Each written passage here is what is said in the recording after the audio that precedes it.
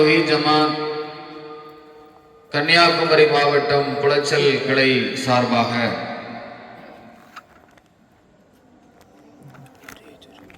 இந்த திருமுனை பிரச்சாரம் இங்கே நடைபெற்றுக் கொண்டிருக்கிறது.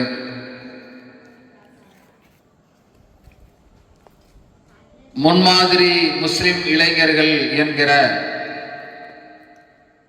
4 மாத கால தொடர் பிரச்சாரத்தை நாம் அறிவித்து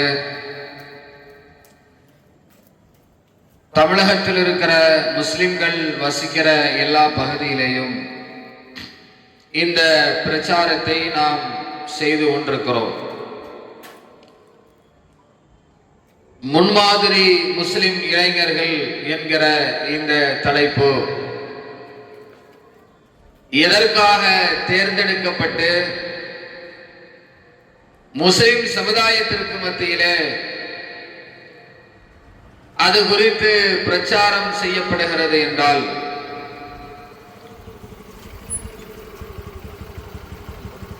இன்றைக்கு இஸ்லாமிய சமுதாயத்திலே வாழக்கூடிய இளைஞர்கள் இறைவனுடைய மார்க்கத்தை மறந்து வணக்க வழிபாடுகளில் இருந்து தூரமாகி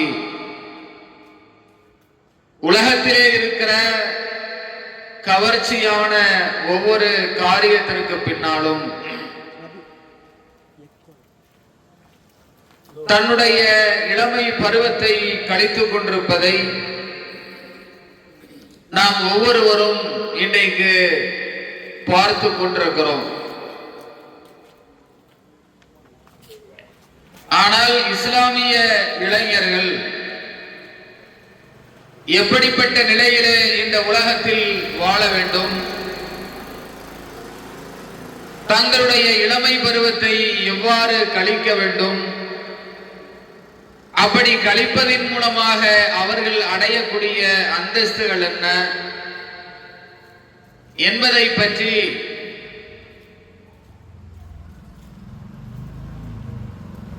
எந்த விதமான கவலையும் இல்லாமல் தாந்தோன்றித்தனமாக இஸ்லாமிய இளைஞர்கள் இன்றைக்கு வாழ்ந்து கொண்டிருக்கிறார்கள். இந்த நிலை என்பது அவர்களை இந்த உலகத்திலேயும் தீமையான பாதையை நோக்கி இழுத்து சென்று நாளை மறுமை நாளிலேயும் அல்லாஹ்விடத்திலே நன்மைகள் அற்றவர்களாக அவர்களை மாற்றிவிடும். இளமை பருவம் என்பது அந்த பருவத்தில் எப்படிப்பட்ட நிலையில் நாம் இருக்கிறோமோ அதை வைத்துதான் ஒரு சமுதாயத்தினுடைய வளர்ச்சி இருக்கிறது. எந்த சமுதாயத்தில் இளைஞர்கள் எழுச்சியோடு நற்காரியங்களை செய்கிறார்களோ அந்த சமுதாயம் வளர்ச்சியை நோக்கி செல்லும். எந்த சமுதாயத்தில் இளைஞர்கள் சீர்கெட்டு போய்விடுகிறார்களோ அந்த சமுதாயத்தினுடைய வளர்ச்சி என்பதும் சீர்கெட்டு போய்விடும். இன்றைக்கு இஸ்லாமிய மார்க்கம் என்பது உலகிற்கு உன்னதமான கொள்கைகளை சொல்லிக் கொடுக்கிற ஒரு மார்க்கம். அப்படிப்பட்ட ஒரு மார்க்கத்திலே இருக்கக்கூடிய இளைஞர்கள் தங்களுடைய வாழ்வை சீர்கேட்டின் பக்கம் கொண்டு செல்வதன் மூலமாக இஸ்லாத்தினுடைய வளர்ச்சிக்கு பெரும் முட்டுக்கட்டைகளாக இருக்கிறார்கள். இந்த மார்க்கத்தினுடைய கொள்கைகளை பிறருக்கு எடுத்துச் சொல்வதிலே, உலகத்திற்கு எடுத்துச் சொல்வதிலே கவனமற்றவர்களாக இருக்கிறார்கள். ஆனால் இந்த நிலை என்பது முஸ்லிம் சமுதாயத்திற்கு மிகப்பெரிய ஒரு பின்னடைவை ஏற்படுத்தி தருகிற ஒரு நிலை. எனவே இவற்றையெல்லாம் உணர்ந்து விட்டுதான் இந்த சமுதாயத்திலே இருக்கிற இளைஞர்களுக்கு விழிப்புணர்வை ஏற்படுத்த வேண்டும். அவர்கள் எந்த நிலையிலேயுமே மார்க்கத்தோடு தொடர்பில்லாமல் இருக்கிறார்கள், வணக்க வழிபாடுகளில் ஈடுபடாமல் இருக்கிறார்கள், இஸ்லாத்தை படித்து பிறருக்கு எடுத்து சொல்லுகிற முக்கியமான கடமைகளை மறந்து வாழ்கிறார்கள். எனவே அவர்களுக்கு இந்த நிலையை சுட்டிக்காட்டி நேரான பாதையை நோக்கி அழைக்க வேண்டும் என்பதற்காகத்தான் இந்த பிரச்சாரம். இன்னைக்கு சமுதாயத்தில் சிந்தனை கொண்டிருக்கிற, அக்கறை கொண்டிருக்கிற எந்த ஒரு மனிதனும் இந்த முஸ்லிம் சமுதாயத்தினுடைய இளைஞர்களை பார்த்து கவலைப்படாமல் இருக்க மாட்டார்கள். அது இந்த பகுதி என்று இல்லை, தமிழகத்திலே எங்கெல்லாம் முஸ்லிம்கள் வாழுகிறார்களோ அந்த பகுதிகளெல்லாம் அங்கிருக்கக்கூடிய இளைஞர்கள் அவர்களை பார்த்து சமுதாயத்திலே அக்கறை கொண்டவர்கள், இளைஞர் சமுதாயத்தினுடைய நிலை இப்படி இருக்கிறது, இறைவனை மறந்து வாழ்ந்து கொண்டிருக்கிறார்களே என்கிற நிலைதான் இன்றைக்கு பரவலாக இருக்கிறது. இன்னைக்கு இளைஞருடைய நிலை என்ன விதத்திலே கழிக்கப்படுகிறது என்று பார்த்தால், செல்போன் கலாச்சாரங்களில் மூழ்கி இருக்கிறார்கள். எந்த நேரம் பார்த்தாலும் செல்போனையே பார்த்து கொண்டு நேரங்களை கழிக்கக்கூடிய ஒரு நிலை இருக்கிறது. பைக்குகள், அதற்கு பின்னாடி செல்லக்கூடிய ஒரு கூட்டம், பைக்கு மோகத்திலே அதன் பின்னால் ஒரு இளைஞர் படை சென்று கொண்டிருக்கிறது. செல்ஃபி மோகத்திலே இன்றைக்கு இளைஞர் சமுதாயம் சீர்கெட்டு போய் கிடக்கிறார்கள். தங்களை இஸ்லாத்தினுடைய வழியிலே வழிநடக்க செய்ய வேண்டியவர்கள் சினிமா கூத்தாடிகளுக்கு பின்னால் அவர்களுடைய செயல்களை தங்களுடைய வாழ்விலே கடைபிடித்துக் கொண்டிருக்கிறார்கள். இன்னொரு பக்கம் மது, போதை, இது போன்ற போதை வஸ்துக்களுக்கு அடிமைகளாகி தன்னுடைய இளமை பருவத்தை தொலைத்துக் கொண்டிருக்கிறார்கள். இன்னொரு பக்கம் பார்த்தால் காதல் விவகாரங்களில் தங்களுடைய இளமை பருவத்தை நாசப்படுத்துகிறார்கள். இன்னொரு பக்கம் பார்த்தால் ஆன்லைன் கேம்களில் மூழ்கி போய் தங்களுடைய நேரங்களை எல்லாம் கேம் விளையாடுவதிலேயே செலவழித்துக் கொண்டிருக்கிறார்கள். இப்படி எந்த விதத்திலே பார்த்தாலும் இந்த உலகத்தில் நவீன வளர்ச்சியிலே ஏற்பட்டிருக்கிற அத்தனை தீமைகளுக்கு பின்னாலும்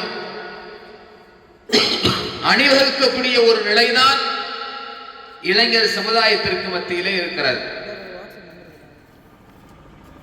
அவ காரணம் என்ன?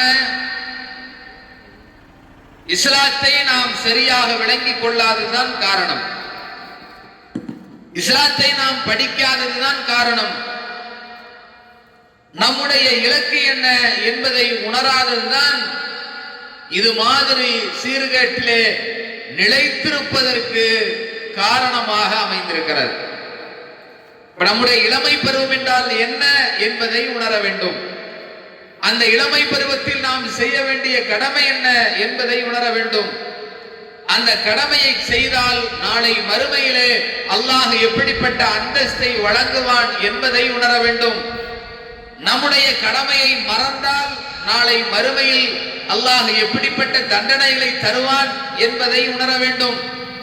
இப்படி இஸ்லாம் சொல்லி இருக்கிற போதனைகளை முதலிலே நம்முடைய உள்ளத்தில் ஆழமாக பதிய வைக்க வேண்டும்.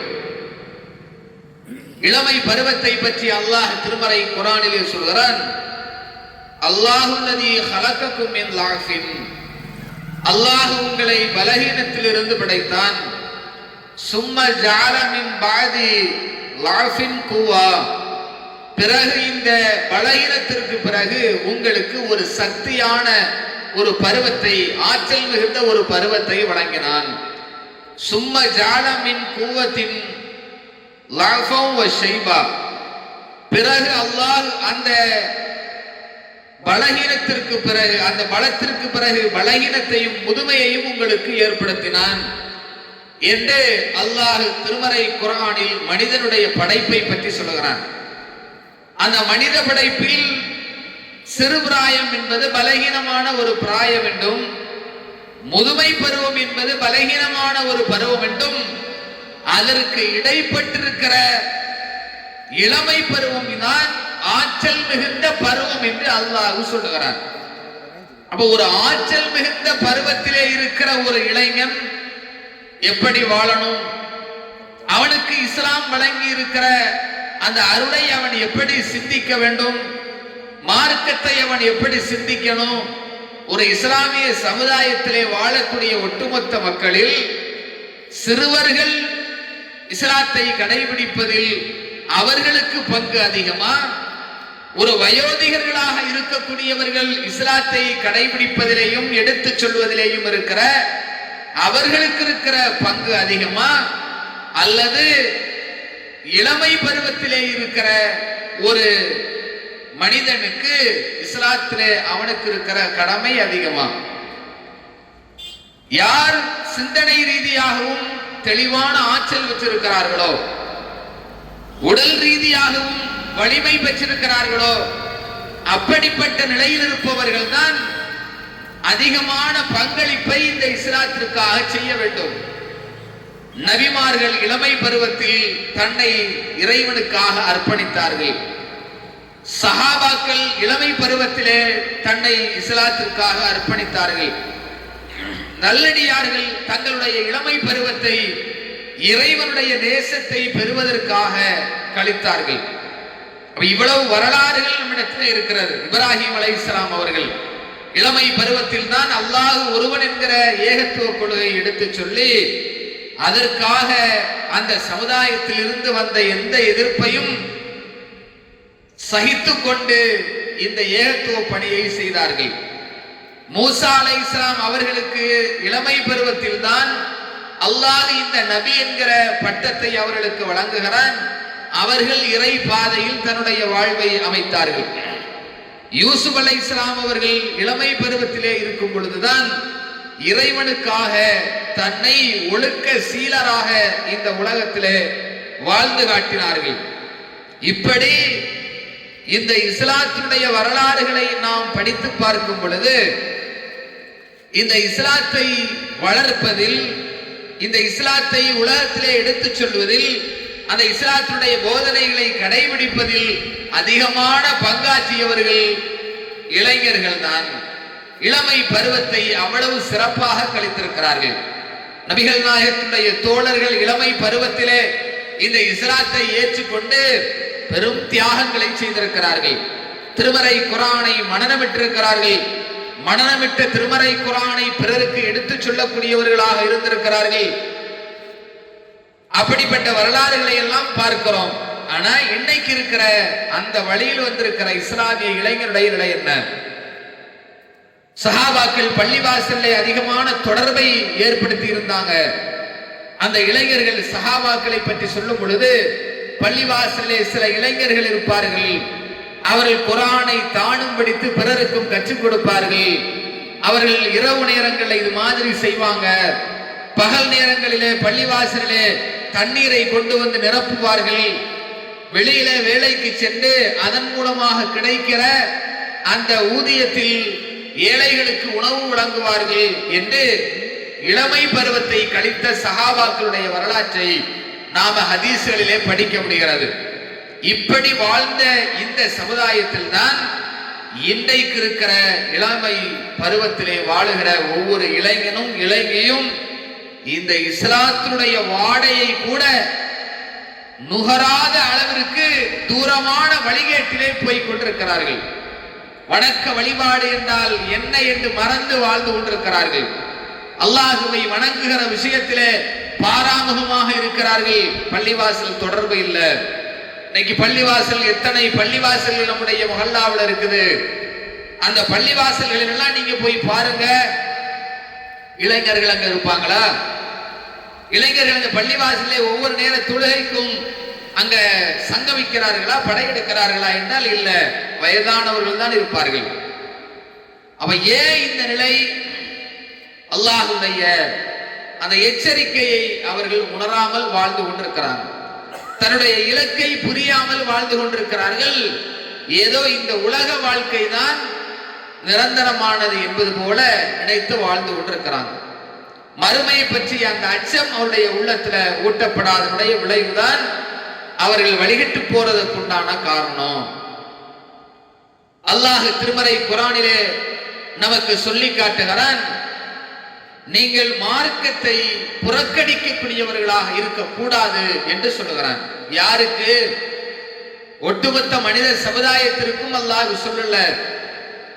யார் இறை நம்பிக்கையாளர்களாக இருக்கிறார்களோ, ஈமான் கொண்டிருக்கிறார்களோ, முஸ்லிம்களாக இருக்கிறார்களோ, அல்லாஹ்தான் இறைவன் என்று ஏற்றுக்கொண்டிருக்கிறார்களோ, என்னுடைய மார்க்கம் இஸ்லாம் என்று சொல்லுகிறார்களோ, நபிகள் நாயகம் என்னுடைய இறை தூதர் என்று சொல்லுகிறார்களோ, அவர்களை பார்த்து அல்லாஹ் சொல்கிறான், யா அய்யுஹல்லதீன ஆமனு, இறை நம்பிக்கையாளர்களே, மை யர்தத்த மின்கும் அன் தீனி, உங்களிலே யாராவது இந்த மார்க்கத்தை புறக்கணித்தால் ஃபஸௌஃப யாத்தில்லாஹு பிகௌமின், அல்லாஹ் உங்களை அழித்துவிட்டு இன்னொரு கூட்டத்தை அல்லாஹ் கொண்டு வருவான். எப்படிப்பட்ட ஒரு எச்சரிக்கை என்று பாருங்கள். அல்லாஹ்வுடைய மார்க்கத்தை நீங்க புறக்கணித்தீர்கள் என்றால் உங்களை மாற்றிவிட்டு அல்லாஹ் இன்னொரு கூட்டத்தை கொண்டு வருவேன் என்று சொல்கிறான். அப்படி கொண்டு வருகிற அந்த கூட்டத்தை யுஹிப்புஹும், அவர்களை அல்லாஹ் நேசிப்பான், வ யுஹிப்பூனஹு, அவர்களும் அல்லாஹ்வை நேசிப்பார்கள். அப்ப இறைவனை நேசிக்கிற ஒரு கூட்டத்தை நான் உருவாக்குவேன், அவர்களை கொண்டு வருவேன் என்று அல்லாஹ் சொல்கிறான்.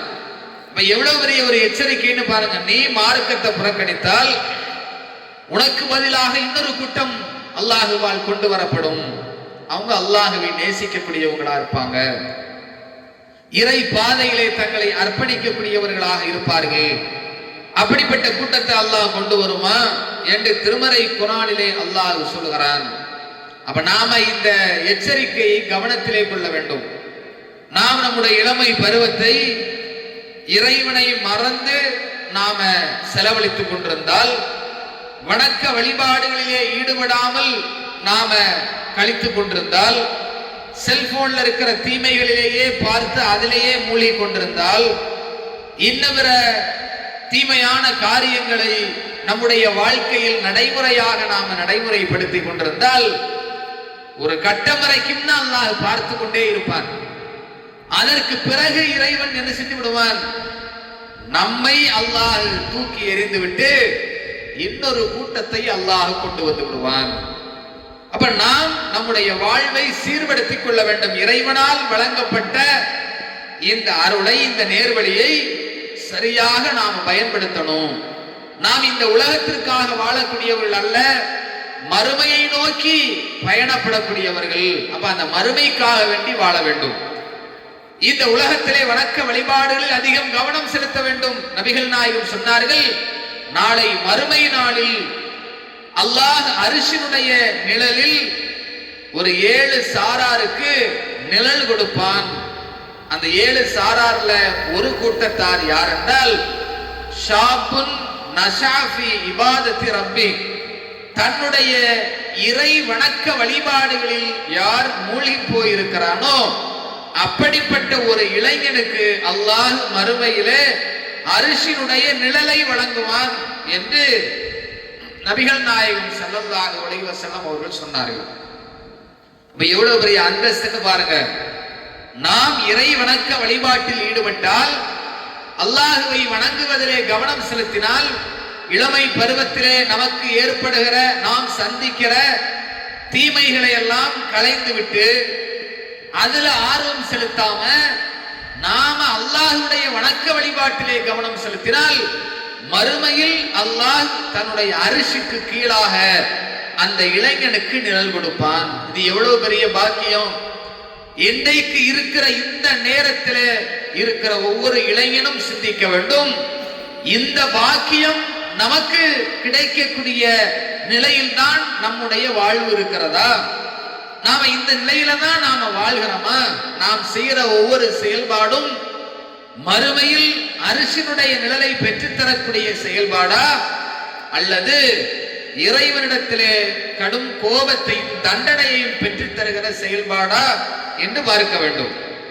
ஏன் நம்முடைய இளமை பருவத்தில் இருக்கிற இந்த துடிப்பும் இந்த சக்தியும் என்றைக்கும் நம்மிடத்திலே நிரந்தரமாக இருக்க போறது இல்லை. நாம இந்த இளமை பருவத்திலேயே ஒரு கால் மரணித்து போய்விடலாம், அல்லது நம்முடைய இளமை பருவம் கழித்து முதுமையடைந்து அதற்கு பிறகு மரணிக்கலாம். எந்த கட்டத்திலேயும் மரணம் நம்மை வந்தடையும். நாம இந்த உலகத்துல நிரந்தரமாக வாழ போறது இல்லை. மறுமையை நாம நோக்கி செல்ல போகிறோம். அல்லாஹ்வுக்கு முன்னாடி நாம நிக்க போறோம். அல்லாஹ் நம்மிடத்துல விசாரணை செய்ய போறான். அப்படி என்றால் எப்படி இந்த உலகத்திலே நாம் தீமையிலேயே நிலைத்திருப்பது? ஒரு முஸ்லிமுடைய கொள்கை அப்படியா? உலகத்தோடு வாழ்க்கை முடிஞ்சிருச்சா? அப்படித்தான் நமக்கு இஸ்லாம் சொல்லித் தருகிறதா? அல்லது இந்த உலக வாழ்க்கைக்கு பிறகுதான் நிரந்தரமான ஒரு வாழ்வு இருக்கிறது என்று நமக்கு இஸ்லாம் போதிக்கிறதா? இதற்கு பிறகுதான நிரந்தரமான வாழ்வு இருக்குது. இந்த உலகத்தை அல்லாஹ் நமக்கு எதற்காக தந்திருக்கிறான்? இந்த உலகத்தில் அல்லாஹுவால் வழங்கப்பட்ட இந்த வாழ்நாளில் நாம நன்மை செய்து அல்லாஹுவை வணங்கி வழிபட்டு நல்லவர்களாக வாழ்ந்து பிறருக்கும் நன்மை செய்து நாம என்ன செய்யணும்? அதன் மூலமாக மறுமையிலே சுவனத்தை அடையணும், மறுமையிலே வெற்றி பெற வேண்டும் என்பதுதான இந்த இஸ்லாத்தினுடைய அடிப்படை கொள்கை. அப்ப அப்படிப்பட்ட ஒரு உன்னதமான கொள்கையை கொண்டிருக்கிற நாம ஏன் இப்ப வழிகட்டு போயிருக்கிறோம்? ஏன் நாம அதையெல்லாம் சிந்திக்காம இருக்கிறோம் என்று நம்முடைய உள்ளத்திலே நாம் கேள்வியை எழுப்ப வேண்டும். அல்லாஹ் அதற்கு திருமறை குர்ஆனிலே பதிலையும் சொல்லுகிறான். இந்த உலகத்திலே உங்களை வழிகெடுப்பதற்காக உங்களுடைய எதிரியும் இந்த உலகத்தில் தான் இருக்கிறான். அவன் யாரு? ஷைத்தான். அந்த ஷைத்தான் அல்லாஹ்விடத்திலே சொல்கிறான், கால ரப்பி, என்னுடைய இறைவா, பிமா அகுவைத்தனி, நீ என்னை வழி எடுத்து விட்ட காரணத்தினால், உஸையினன்ன லஹும் ஃபில் அர்த், பூமியிலே இருக்கிற எல்லாவற்றையும் நான் என்ன செய்வேன்? இந்த மனிதனுக்கு நான் அலங்கரித்து காட்டுவேன். அப்படி அலங்கரித்து காட்டி ல உகுவி அன்னவும், அவர்களை நான் வழிகெடுப்பேன். யாரை தவிர என்றால் உன்னை பரிசுத்தமாக வணங்குகிற உன்னுடைய அடியார்களை தவிர இந்த உலகத்திலே இருக்கிற ஒட்டுமொத்த மனிதர்களையும் நான் வழிகெடுப்பேன். நான் அவர்களை நரகத்தை நோக்கி அழைப்பேன். அவர்களுக்கு உலகத்தில் இருக்கிற ஒவ்வொன்றையும் அழகாக்கி காட்டுவேன். அதன் மூலமாக அவங்களை நான் வழிகெடுப்பேன் அப்படின்னு அல்லாஹ்விடத்திலே சவால் விடுகிறான் ஷைத்தான். அந்த வேலையைத்தான் இன்னைக்கு அவன் தீவிரமாக செய்து கொண்டும் இருக்கிறான். இன்னைக்கு இருக்கிற செல்போன்ல வருகிற தீமைகள் எங்கிருந்து நமக்கு வருகிறது? ஷைத்தான் அதை நமக்கு அழகாக ஆக்கி காட்டி இருக்கிறான். பைக்ல வேகமா போறது அதுவே வாழ்க்கை என்று இருக்கிறது, அழகாக்கப்பட்டிருக்கிறது. சினிமாக்கள், சீரியல்கள், ஆடல் பாடல் நிகழ்ச்சிகள், சிகரெட்டு, மது, போதை, தண்ணி, காதல், கலாச்சாரம், இப்படி இதுவெல்லாம் இன்னைக்கு நமக்கு அழகாக ஆக்கி காட்டப்பட்டிருக்கிறது. இன்னைக்கு ஒரு இஸ்லாமிய இளைஞன் பார்க்கிறான், உலகத்துல ட்ரெண்ட் என்ன? இந்த சினிமா தானே, இந்த சீரியல் தானே, இந்த அழகான இந்த சினிமாக்கள், சீரியல்கள், இந்த காட்சிகள் தானே, இதை நோக்கி தானே எல்லோரும் போய்கொண்டிருக்கிறார்கள். நாமளும் ஆட்டு மந்தை மாதிரி அதற்கு பின்னாலேயே நாமும் போவோம். எல்லோரும் ஒரு பாதையில போறாங்க, நாமளும் ஏன் வேற பாதையில போனோம்? நாமளும் இந்த பாதையிலேயே போய் நாம நம்முடைய வாழ்வை சந்தோஷமாக இந்த உலகத்துல வாழ்வோம். ஏன்?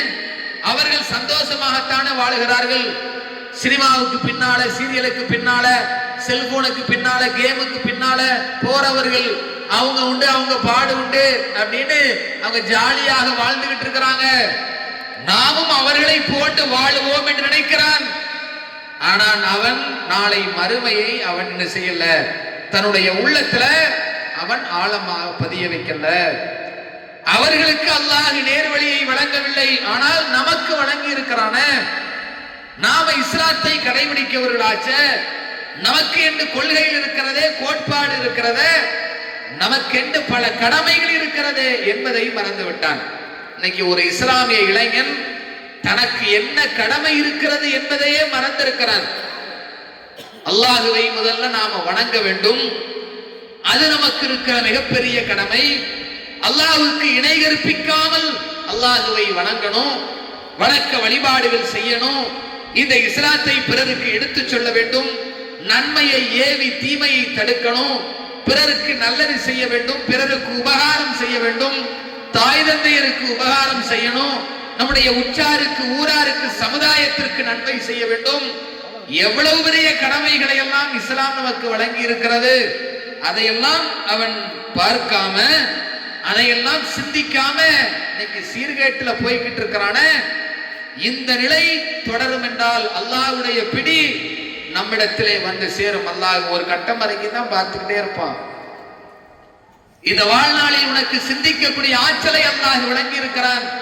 உனக்கு திருமறை குர்ஆனை வழங்கி இருக்கிறான். நபிகள் நாயகத்துடைய போதனை வழங்கப்பட்டிருக்குது. செல்போனை வச்சு நாள் முழுக்க நீ முக பக்கங்களை நீ பார்த்து கொண்டிருக்கிறிய. நீ அல்லாஹ்வுடைய திருமறை குர்ஆனுடைய பக்கத்தை புரட்டினாயா?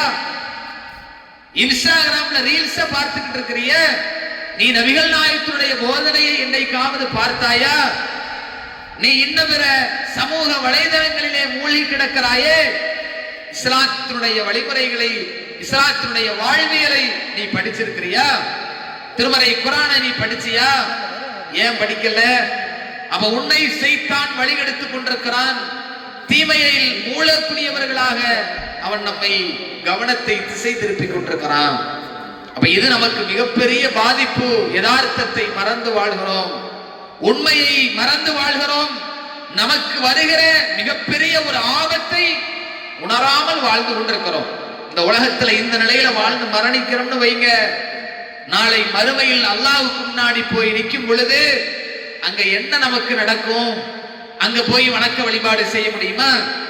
அல்லாஹ்வை பார்த்து விசாரணையை பார்த்ததற்கு பிறகு அங்க போய் நாம வணக்க வழிபாடு செய்ய முடியுமா என்றால் செய்ய முடியாது. அங்கே நாம் செய்ததற்கான கூலி மட்டும்தான். இங்கே நல்லவர்களாக இருந்தால் அல்லாஹ் சோனத்தை தருவான். இங்கே நாம தீமையிலே வாழ்ந்திருந்தால் அல்லாஹ் தண்டனை தருவான். அந்த தண்டனை சாதாரணமானதா? அந்த தண்டனை சாதாரணமானதல்ல. அது மிகப்பெரிய பேர் ஆபத்து. நரகத்தினுடைய தண்டனைகள், கபருடைய தண்டனைகள், இவையெல்லாம் சாதாரணமான நினைச்சுக்கிட்டு இருக்கிறீங்களா? அங்கே உங்களோடு எவரும் வரமாட்டார்கள். நீங்க வச்சிருந்த செல்போனும் வராது. உங்களை வழிகெடுத்த உங்களுடைய நண்பனும் வரமாட்டான். எவனும் வரமாட்டான். தன்னந்தனியாக அல்லாஹ்வுக்கு முன்னாடி போய் நிக்கணும். அப்படி நிற்கும் பொழுது நீங்கள் அல்லாஹ்விடத்திலே அருளை பெற வேண்டும் என்றால், தண்டனையில் தப்பிக்க வேண்டும் என்றால், நீங்க இந்த உலகத்தில் அல்லாஹ்வை வணங்கி வழிபட்டு நல்லவர்களாக வாழ்ந்திருக்க வேண்டும். இஸ்லாத்தினுடைய கொள்கையை கடைபிடித்து வாழ்ந்திருக்க வேண்டும். எனவே இதை உணர்ந்து நம்முடைய வாழ்வை சீர்படுத்தணும். நாம இஸ்லாத்தை நோக்கி படையெடுக்க வேண்டும். அல்லாஹ்வுடைய பள்ளிவாசலை நோக்கி நாம படையெடுக்க வேண்டும். இஸ்லாத்தை படிக்க வேண்டும், உணர வேண்டும். அதுதான் நமக்கு இந்த உலகத்திலேயும் வெற்றி, நாளை மறுமையிலேயும் வெற்றி என்பதை உணர்ந்து வாழக்கூடிய ஒரு இஸ்லாமிய இளைஞர் பட்டாளமாக நாம உருவாக வேண்டும். அல்லாஹ் அப்படிப்பட்ட ஒரு நேர்வழியை நம் அனைவருக்கும் தர வேண்டும் என்று கேட்டுக்கொண்டு, இந்த பிரச்சாரம் காலத்தின் கட்டாயம் என்பதை உணர்ந்து அனைத்து இஸ்லாமிய இளைஞர்களும் விழிப்புணர்வோடு தங்களுடைய சிந்தனை மாற்றி நேரான பாதையிலே நடக்க வேண்டும் என்று கேட்டுக்கொண்டு இந்த உரையை முடித்துக் கொள்கின்றோம். ஆகிற தவானா அல்ஹம்துலில்லாஹி ரப்பில் ஆலமீன். இஸ்லாம்.